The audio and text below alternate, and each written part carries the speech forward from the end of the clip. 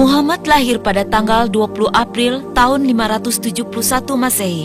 Pada saat pasukan bergajah Abraha dihancurkan burung-burung ketika mereka datang untuk menyerang Ka'bah.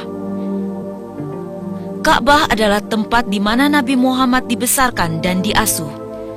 Sebuah tempat suci yang dibangun Nabi Ibrahim yang merupakan nenek moyang Nabi Muhammad. Ayahnya Abdullah wafat saat dia masih berada di dalam kandungan. Muhammad kemudian disusui oleh Halimatul Sa'diyah di desa Banu Sya'ad. Ibunya meninggal ketika dia masih berumur 6 tahun.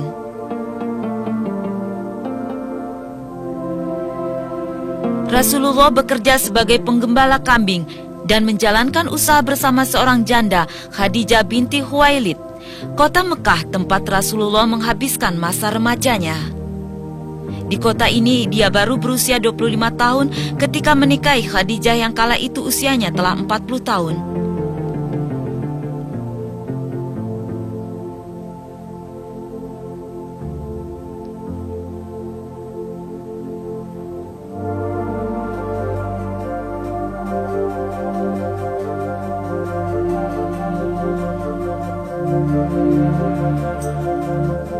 Jalur ini telah dilalui Muhammad dalam perjalanannya ke Gua Hira di puncak Bukit Nur, Bukit Cahaya.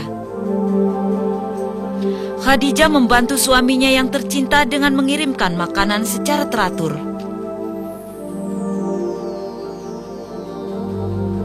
Disinilah Rasulullah menetap seperti yang dilakukan pendahulunya Nabi Ibrahim.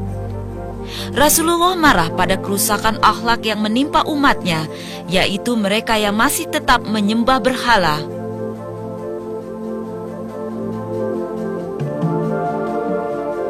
Dia menerima wahyu pertamanya, ayat Iqra, Bismi Rabbikal Ladzi Khalaq, bacalah dengan nama Tuhanmu yang menciptakan. Peristiwa ini yang secara resmi mengesahkan Nabi Muhammad sebagai Nabi yang terakhir. Kisah ini terjadi pada tanggal 12 Ramadan atau 6 Agustus abad ke-6 Masehi. Dia kemudian memulai misinya melanjutkan pengajaran yang dilakukan nabi-nabi sebelumnya. Pengajaran itu semula dilakukan secara diam-diam. Setelah 3 tahun barulah pengajaran tentang agama Islam dilakukan secara terbuka. Sholat 5 waktu kemudian diwajibkan. Inilah kota Mekah yang menjadi saksi Nabi Muhammad dan pengikutnya mendapat tantangan dari suku Quraisy yang dipimpin Abu Sufyan dan Abu Jahal. Karena sikap menentang tersebut, hanya 70 penduduk kota Mekah yang memeluk Islam dalam waktu 10 tahun setelah Rasul melakukan syiar. Allah memerintahkan kaum muslim untuk pindah ke Madinah. Rasulullah dan pengikut terdekatnya Abu Bakar As-Siddiq pergi ke Madinah pada tanggal 20 Juni 622 Masehi. Persekongkolan untuk membunuh Nabi tetap berlanjut, meski ketika Muhammad dan Abu Bakar tiba di Gua Syur. Namun Rasulullah berusaha menyelamatkan diri dan melanjutkan perjalanan dengan menggunakan jalur lain. Setelah 8 hari Rasulullah tiba di perbatasan Madinah, kedatangannya disambut dengan baik. Muhammad singgah sebentar di Kuba, kira-kira 15 km dari Madinah. Beliau menolong masyarakat di sana untuk membangun masjid pertama dalam sejarah Islam, Masjid Kuba. Rasul tinggal di sini selama 4 hari. Tujuan selanjutnya adalah Masjid Al-Jumu'ah. Inilah masjid di mana Rasul dan para pengikutnya melaksanakan sholat Jumat yang pertama. Setelah wahyu mengenai hal itu diturunkan kepadanya di sini. Masjid ini berlokasi di halaman rumah Banu Salim bin Auf. Masjid Nabawi sekarang menjadi simbol Madinah. Kota inilah yang menjadi tujuan akhir Rasulullah. Masjid ini yang bergabung dengan rumah Banu Salim bin Auf ini dibangun secara gotong royong di atas sebidang tanah yang dibeli oleh Rasulullah. Di masjid inilah panggilan untuk sholat azan diperkenalkan. Bilal bin Rabah diberi kehormatan pemerintahan Raja Fat, luasnya mencapai 400.000 meter persegi yang mampu menampung hingga 1 juta orang jemaah sekaligus. Rumah dan makam Rasulullah terletak di dalam masjid. Masjid ini berdiri megah dan interiornya dilengkapi dengan fasilitas modern dalam bangunan yang luas.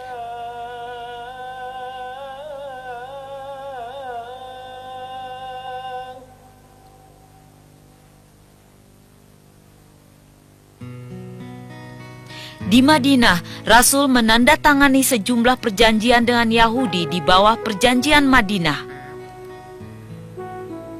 Inilah Masjid Qiblatain. Rasulullah menerima wahyu untuk merubah kembali arah kiblat orang Muslim dari Yerusalem ke Ka'bah. Wahyu ini diturunkan setelah kaum Muslim bersolat menghadap Yerusalem selama 16 tahun. Rasulullah menerima wahyu ketika menjalankan solat zuhur.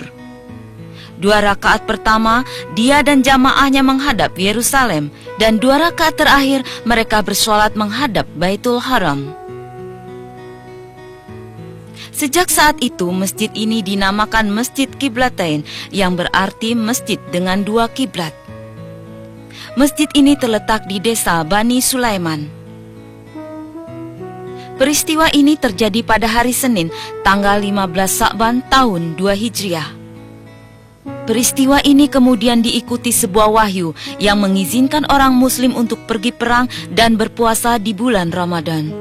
Perpindahan dari Mekah ke Madinah telah memperkuat Islam secara mengagumkan.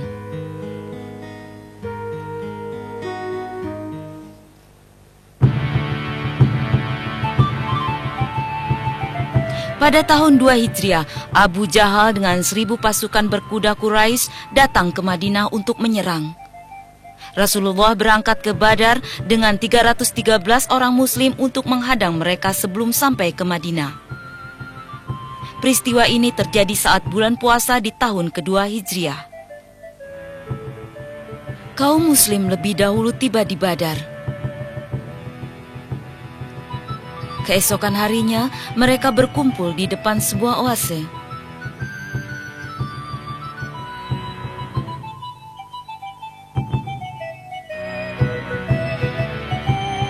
Tentara Quraisy datang ke medan pertempuran.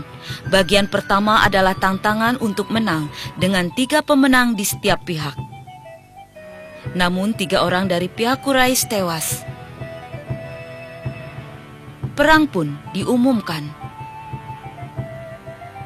70 tentara Quraisy tewas termasuk Abu Jahal dan 70 orang lainnya ditawan. Di pihak Muslim 14 tewas. Kaum Muslim merasakan kemenangannya yang pertama.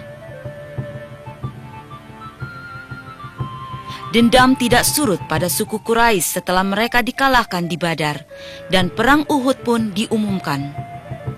Mereka berencana untuk menyerang Madinah lagi untuk merebut kembali pamor mereka. Saat ini Allah menguji Muslim dengan kekalahan karena mereka tidak berada di bawah komando Nabi Muhammad. Muhammad memimpin Muslim di Bukit Uhud. Dalam perjalanan, Abdullah Ubay, seorang pengkhianat yang munafik, berbalik arah dengan 300 orang pengikutnya. Inilah ujian pertama yang dihadapi pihak Muslim. Muslim masuk dalam tanah pertempuran dan menempatkan diri di sisi Bukit Uhud. Abdullah Jubair memimpin pasukan berpanah ke puncak bukit.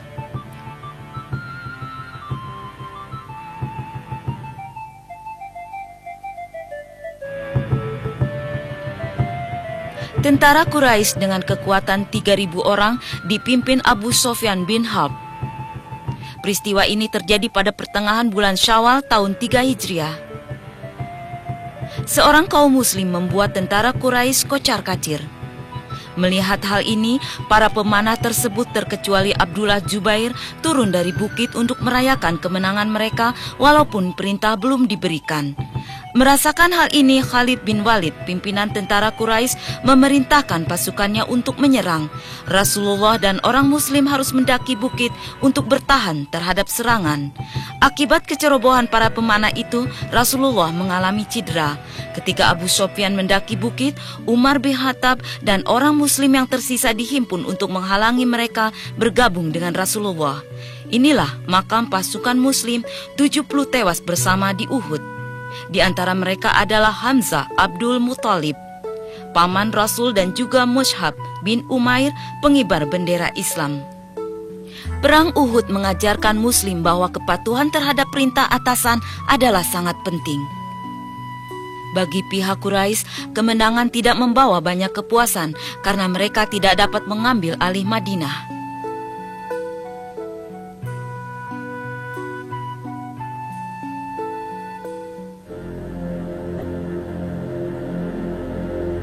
Ini adalah wilayah pertempuran Khandak.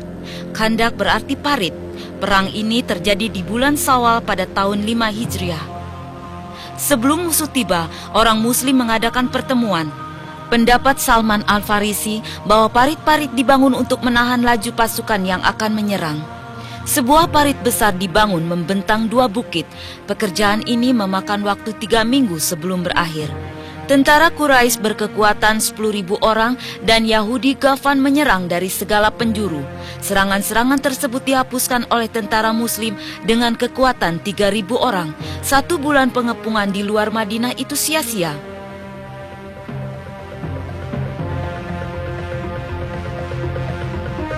Pada tahun 6 Hijriah, Rasul dengan 1.400 orang Muslim datang ke Mekah untuk berdamai dan menunaikan umroh. Perjanjian tertulis ditandatangani di Hudaibiyah antara Muslim dan Quraisy. Atas dasar perjanjian Hudaibiyah, era baru muncul atas kota Madinah. Perjanjian tersebut secara resmi memperkenalkan kemakmuran Madinah sebagai bagian Islam. Di Masjid Nabawi, Rasulullah mengambil kesempatan untuk membuka hubungan baru dengan mengirimkan surat resmi kepada kepala gubernur di luar Madinah. Orang Muslim di Madinah tidak lagi takut pada serangan-serangan. Perjanjian Hudaibiyah menjanjikan perdamaian dan gencatan senjata yang mengikat selama 10 tahun. Maka terjadilah suatu peningkatan penting.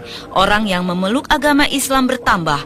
Di antaranya adalah Khalid bin Walid, salah seorang pemimpin Quraisy dalam perang Uhud. Juga dibiarkan Rasul dengan 1.400 Muslim pergi menyerang Yahudi di Khaybar, kira-kira 70 mil barat daya Madinah pada tanggal 7 Muharram tahun 7 Hijriah. Mereka mencapai kemenangan dan Abdullah Rawaha terpilih administratur di sana.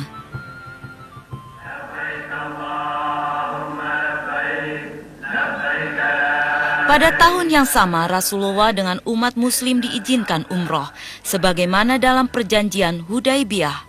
Suku Quraisy membuka kota selama 3 hari untuk mengizinkan orang Muslim melaksanakan haji. Rasulullah mengirimkan tentara Muslim ke Mu'tah, 1.100 km dari Madinah. 3.000 Muslim bertarung dengan 100.000 tentara Romawi pada bulan Jumadil awal tahun 8 Hijriah. Kemenangan ada di pihak Muslim, walaupun rintangan yang lebih besar menghadapinya. Pasukan Romawi berhasil mundur. Peperangan ini dihasut oleh orang Romawi di kota Basra yang membunuh seorang utusan Rasulullah yang dikirim ke sana. Pembalasan ini adalah balas dendam atas kematiannya dan mempertahankan kewibawaan Islam. Pada bulan Ramadan tanggal 10 tahun 8 Hijriah, Rasul dengan 10.000 Muslim menyerbu Mekah. Tindakan Rasulullah ini karena Quraisy melanggar perjanjian Hudaibiyah. Abu Sufyan memimpin sejumlah orang Mekah untuk memeluk agama Islam. Tidak ada pertumpahan darah di sini.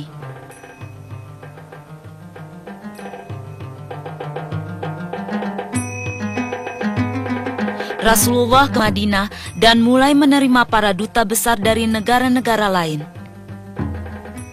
Arafah, tempat Rasul memberikan khutbahnya yang terakhir bagi umat saat dia menunaikan haji perpisahan.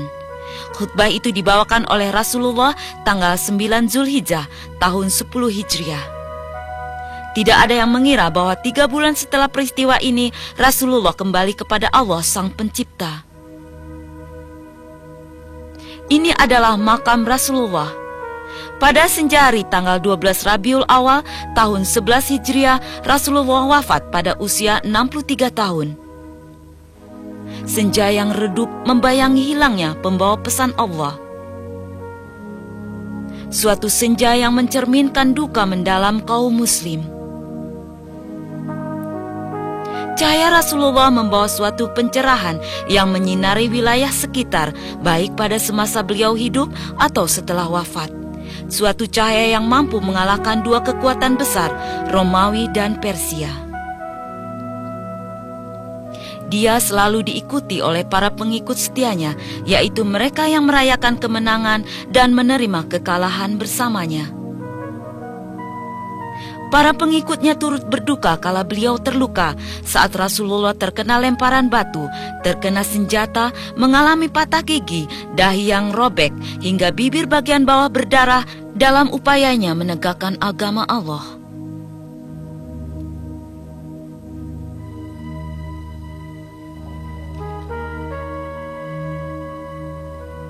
Saat ini Masjidil Haram adalah buah usaha Rasulullah dalam peranannya sebagai Nabiullah. Kaum muslim berbagai bangsa dari seluruh dunia memenuhi kota ini setiap tahun untuk menunaikan ibadah haji. Lebih dari 850 juta muslim tersebar di seluruh dunia. Dengan demikian, Islam merupakan agama dengan jumlah penganut terbanyak di dunia. Tak seorang pun menyangka bahwa dari daerah kering muncul generasi masyarakat yang dididik oleh Rasul Allah terbesar. Para penganutnya meningkatkan keimanan di 4 penjuru dunia. Mereka mampu membangun sebuah peradaban besar yang kekuatannya meningkat lebih dari 1/3 dunia selama lebih dari 10 abad dengan hanya satu ajaran, percaya pada satu Tuhan.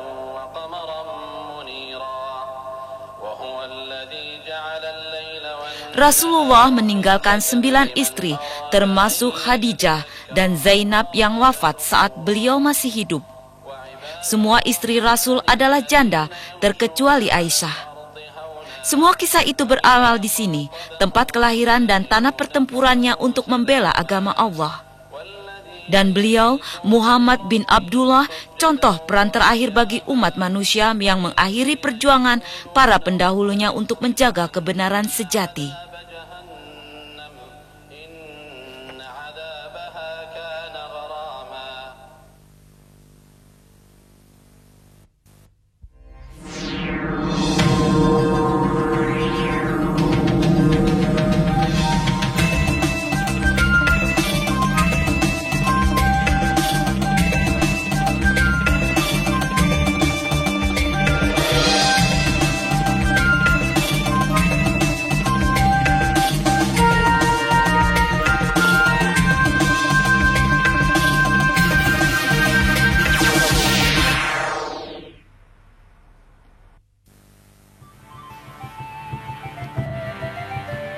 Istanbul adalah kota yang sangat bersejarah.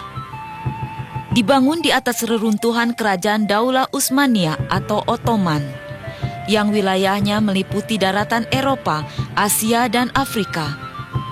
Berakhir tahun 1923 saat Mustafa Kemal Atatürk mendirikan Republik Turki.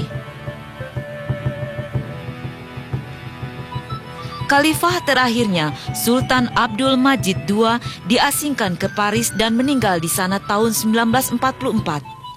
Turki saat ini telah mengikuti sistem kekhalifahan Islam dalam pemerintahannya.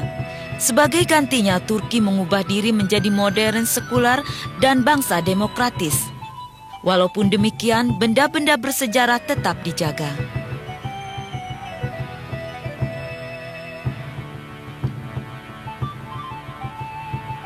Lambaian bendera di Istana Topkapi seakan mengundang wisatawan untuk berkunjung dan menengok sejarah Islam. Menurut catatan sejarah, Istana Topkapi dibangun dengan panggung-panggung dimulai sejak Sultan Muhammad Fatah berkuasa sejak sekitar 1478. Istana ini telah menjadi tempat kediaman sultan-sultan dinasti Umayyah selama antara abad 15 sampai abad 19. Sebanyak 4.000 orang tinggal di dalam istana selama masa keemasan Kerajaan Daulah Utsmaniyah. Ini juga merupakan simbol kebesaran kerajaan yang kekuatannya mencapai 3/4 dunia. Sayangnya pada akhir abad ini, semua yang tertinggal hanyalah sejarah.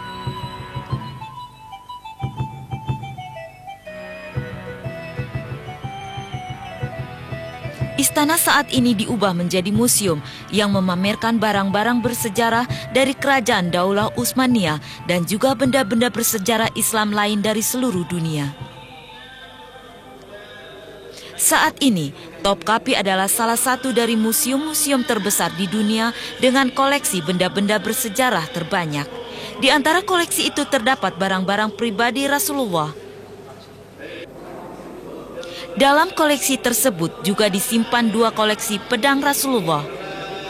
Menurut catatan sejarah, Rasulullah mempunyai 9 pedang. Salah satunya yang dinamai Zulfikar telah diberikan kepada Sayyidina Ali. Dia juga mewarisi pedang dari ayahnya, Abdullah bin Abdul Muthalib.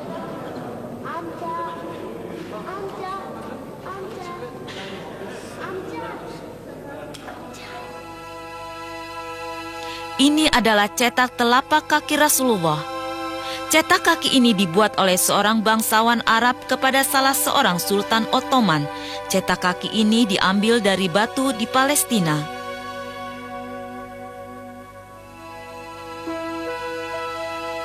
Dan cetak kaki ini dicetak ketika beliau menginjak batu untuk menaiki buraq pada malam Isra Mi'raj.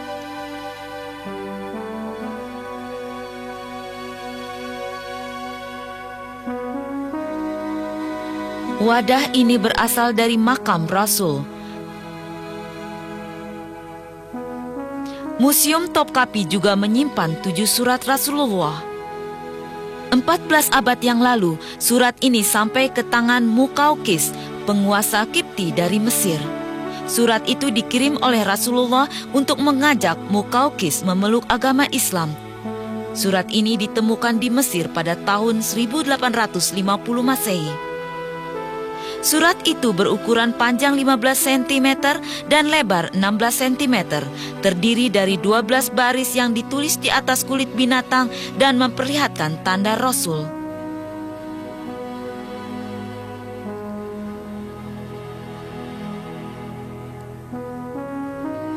Kotak ini menyimpan gigi-gigi Rasul yang patah saat terjadi Perang Uhud. Kotak ini menyimpan cincin tanda Rasul, ditemukan di Baghdad, Irak pada abad 19.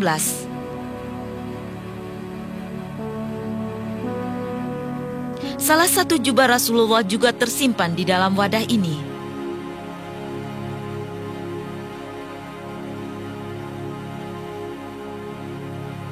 Di dalam wadah ini terdapat sedikit tanah yang diambil dari Ka'bah di Mekah.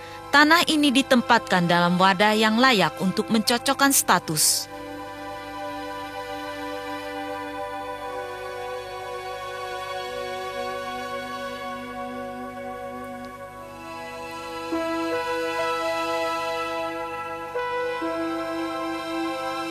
Dalam 2 wadah ini tersimpan 2 helai rambut Rasulullah. Jumlahnya seluruhnya ada 60 helai yang tersimpan dalam museum. 24 helai dari total seluruhnya tersimpan dalam kotak yang berlapisi emas dan perhiasan.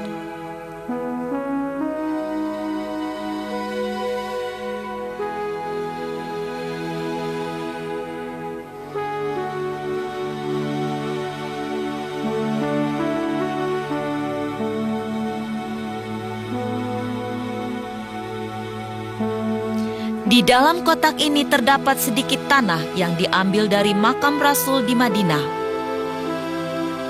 Wadah ini terbuat dari emas murni seberat 14 kg, dibuat untuk melindungi Hajarul Aswad, batu hitam di Ka'bah.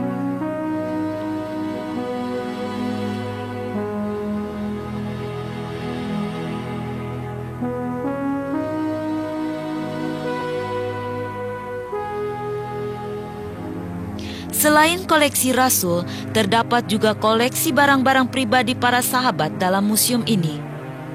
Ini adalah pedang Sayyidina Abu Bakar, khalifah pertama yang juga mertua dari Rasulullah. Ini adalah pedang Sayyidina Umar bin Khattab, khalifah kedua Rasulullah menikahi putrinya Hafsah.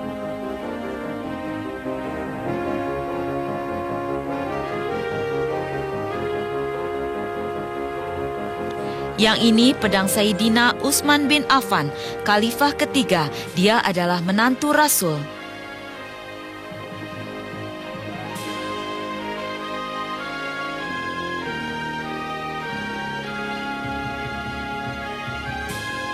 Ini adalah pedang Sayyidina Ali bin Abi Thalib, khalifah keempat, dia adalah sepupu dan juga menantu Rasul.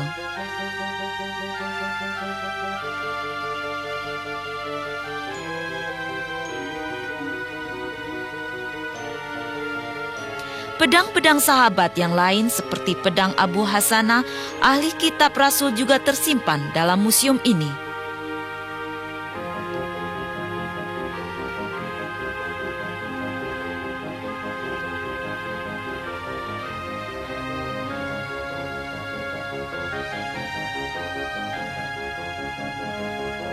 Pedang Khalid bin Walid, prajurit Islam yang terkenal. Khalid terlibat dalam sejumlah peperangan seperti Perang Mu'tah dan pembukaan kota Mekah.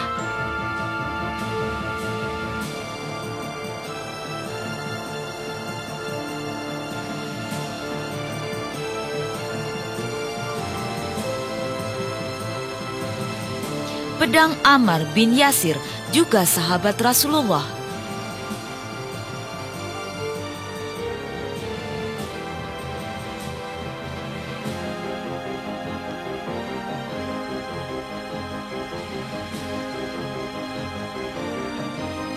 Pedang Ja'far bin Abi Thalib atau Ja'far At-Thayyar yang mati syahid dalam Perang Mu'tah.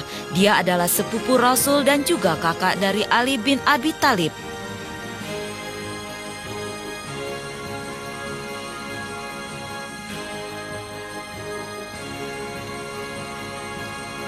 Museum Topkapi juga memperlihatkan sistem pembuangan air dari atap Ka'bah. Talang itu terbuat dari kayu berlapiskan lempengan emas dan dihiasi dengan kaligrafi ayat-ayat suci Al-Quran. Setiap sudut Ka'bah sangatlah berharga bagi kaum muslim. Ini berhubungan dengan fungsi Ka'bah sebagai tempat muslim menghadap saat bersholat. Namun Ka'bah tidak untuk disembah, melainkan cukup dihormati sebagai tempat suci.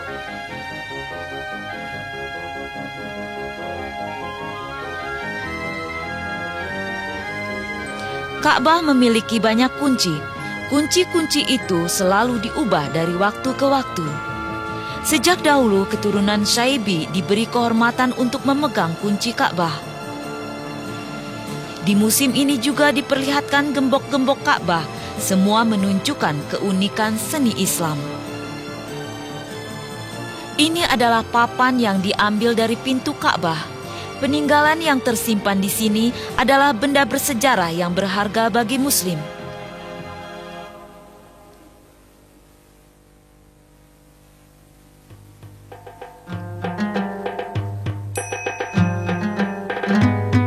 Lebih dari 100 tahun yang lalu, Jauhar Sisili, tentara dari pemerintahan Fatimiyah di Tunisia, datang ke Fustat di sisi kiri Sungai Nil. Setelah Jauhar Sisili merebut Mesir, kepentingan Fustat dikurangi.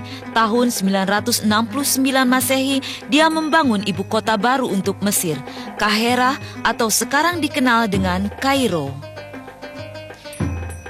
Masjid Al-Husain terletak antara Khan Khalili dan Pasar Lama di Kairo dan Masjid Al-Azhar. Masjid Al-Husain dinamai sesuai dengan nama Sayyidina Husain bin Ali, cucu Rasulullah.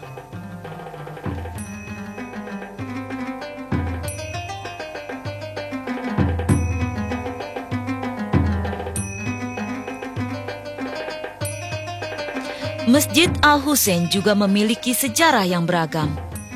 Pada tanggal 10 Muharram 61 Hijriah terjadi peperangan antara Husain bin Ali dan Yazid bin Muawiyah di Karbala, Irak.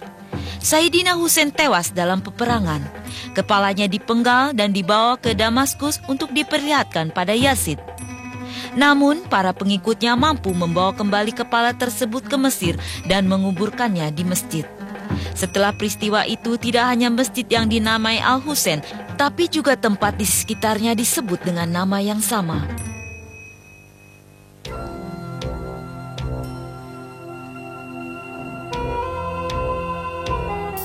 Keistimewaan lain masjid ini adalah tersedianya ruangan untuk menyimpan barang-barang Rasulullah.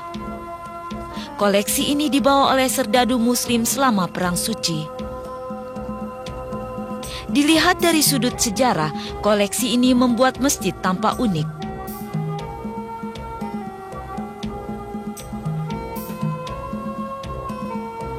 Dekorasi-dekorasi di dalam ruang pamer adalah suatu wujud kecintaan kaum muslim terhadap Rasulullah.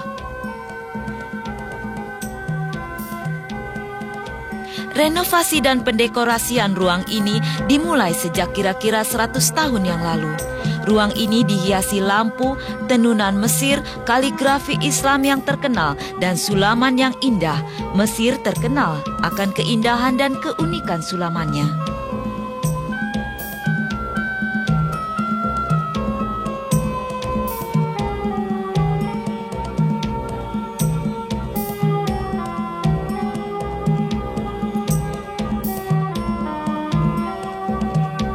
Mesir telah memasok kiswah atau tutup Ka'bah selama berabad-abad sebelum rumah untuk pembuatan kiswah dibuka di Mekah.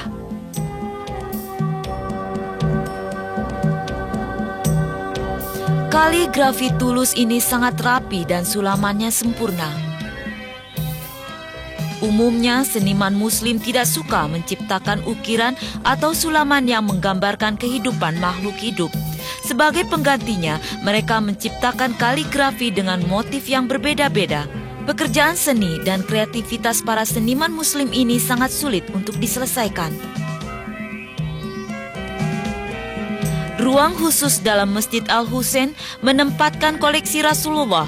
Ruang ini dijaga ketat. Jenis barang dalam ruangan ini telah dibuktikan sebagai barang milik Rasul yang asli. Pembuktian ini termasuk dalam melihat fakta sejarah dan juga analisa ilmiah. Syekh Ahmad Ridwan Abdul Khair adalah imam masjid. Dia mengamankan barang-barang yang tersimpan dalam masjid.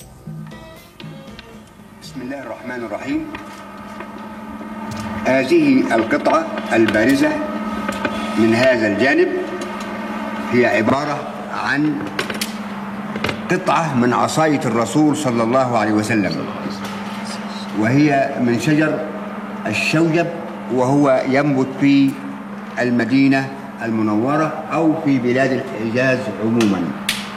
وقد أجرينا عليها التحاليل الكيميائية فثبت أنها قطعت من أصلها في عهد الرسول صلى الله عليه وسلم، فالعلم يؤيد السيرة والتاريخ في نسبة هذه العصاية إلى الرسول صلى الله عليه وسلم. هذا اللون البيج هذا هو قطعة من قميص الرسول صلى الله عليه وسلم. الخيوط التي أعلى هي للحفظ والحماية، إنما القميص هو هذه القطعة. هذا القميص أو القطعة من القميص هي من القباطي المصرية، كتان مصري. والرسول كان يلبس 3 أنواع من الملابس. سحولية كانت تأتي من اليمن، بلد اسمها سحول في اليمن، وسحارية كانت تأتي من عمان، بلد اسمها سحار في عمان، والقباطي وكانت تأتي من مصر، وهذا نوع من القباطي المصرية. هذه الحافظة المستطيلة بها فتحة، في داخل الفتحة قطعة من الشمع صغيرة بها 4 شعرات تنسب إلى النبي صلى الله عليه وسلم من شعر رأسه عليه الصلاة والسلام، لأنه كان يحلق شعر رأسه، وكانت القبائل تكاد أن تتقاسم هذا الشعر حبا في رسول الله وتبركا بكل ما هو منه عليه الصلاة والسلام. وهذه الشعارات محفوظة من عهد رسول الله إلى يوم الناس هذا، إلى هذه اللحظة. ومعروف أن أي شعر عمره الافتراضي ما بين 70 أو 80 عاما ويبيد ويتلاشى، لكن هذا الشعر لأنه ينسب إلى رسول الله له خاصية خاصة، لذلك هو نجده إلى اليوم موجود في هذا المكان. صلى الله على رسول الله.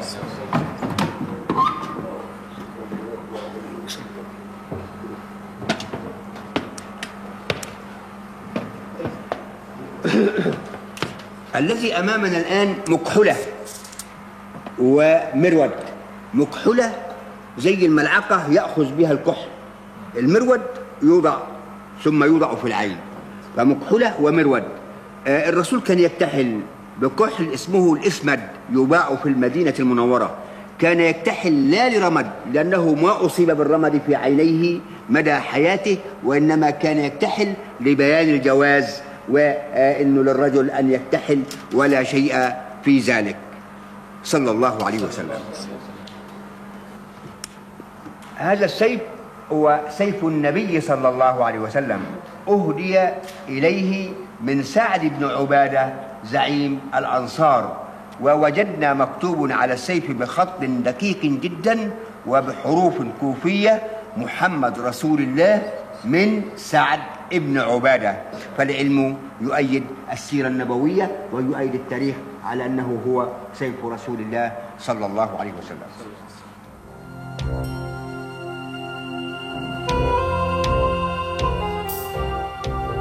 Ini adalah Al-Quran yang ditulis semasa pemerintahan Sayyidina Utsman bin Affan, Khalifah ketiga. Ayat-ayat Al-Quran itu ditulis di atas kulit rusa. Al-Quran adalah kutipan yang tersusun atas wahyu Tuhan kepada Rasulullah.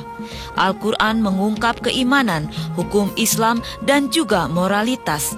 3 dasar utama dalam Islam yang menyentuh setiap aspek dalam kehidupan manusia.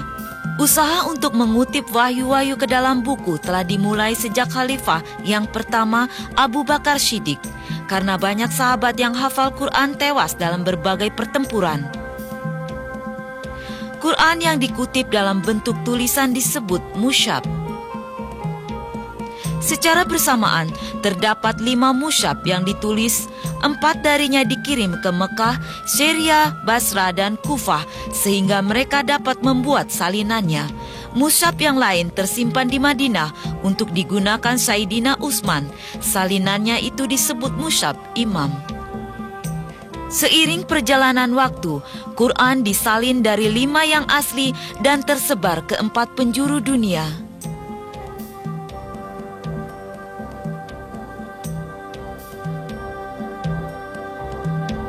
Tidak seperti kitab suci yang diturunkan kepada nabi-nabi sebelumnya, Al-Quran dijamin tidak berubah sampai hari kiamat.